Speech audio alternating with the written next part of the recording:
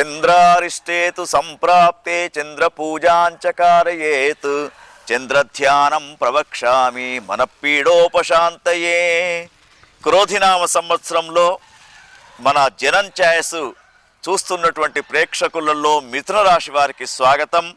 మరి ఈ క్రోధినామ సంవత్సరంలో మిథున రాశిని గమనించినప్పుడు, వీరి యొక్క రాశి ఫలితాలను చూసినప్పుడు ఆదాయం 5, ఖర్చు 5, సంఘంలో 3 మిమ్మల్ని మెచ్చుకుంటే 6 విమర్శించే వాళ్ళు ఉన్నారు, తస్మాత్ జాగ్రత్త. తర్వాత మీకు ఆదాయం ఎంత ఉందో వ్యయం కూడా అంతే కనబడుతూ ఉంది. కానీ మీ గౌరవాన్ని, మీ ప్రతిష్టను దిగజార్చడానికి చాలామంది మీకు ఎదురవుతూ ఉంటారు. అందరినీ నమ్మకండి. తర్వాత గురువు యొక్క స్థానం మే 1వ తేదీన మీకు మారుతూ ఉంది.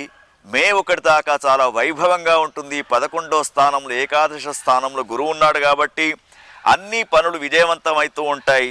తర్వాత 9వ స్థానంలో శని ఉన్నాడు కాబట్టి గర్భ సంబంధమైనటువంటి వ్యాధులు రాకుండా జాగ్రత్త పడండి. 10వ స్థానంలో రాహు ఉన్నాడు. 10వ స్థానం రాహుకు అనుకూలం కాదు.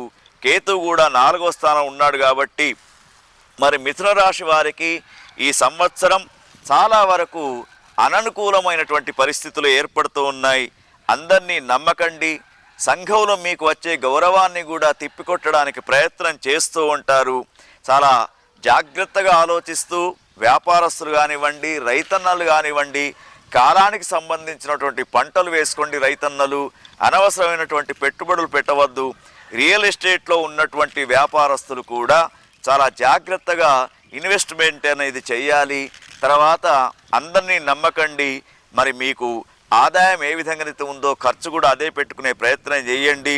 ముఖ్యంగా మీరు దత్తాత్రేయ స్వామి వారి యొక్క ఆరాధన, తర్వాత శివుని యొక్క ఆరాధన చేసుకోండి.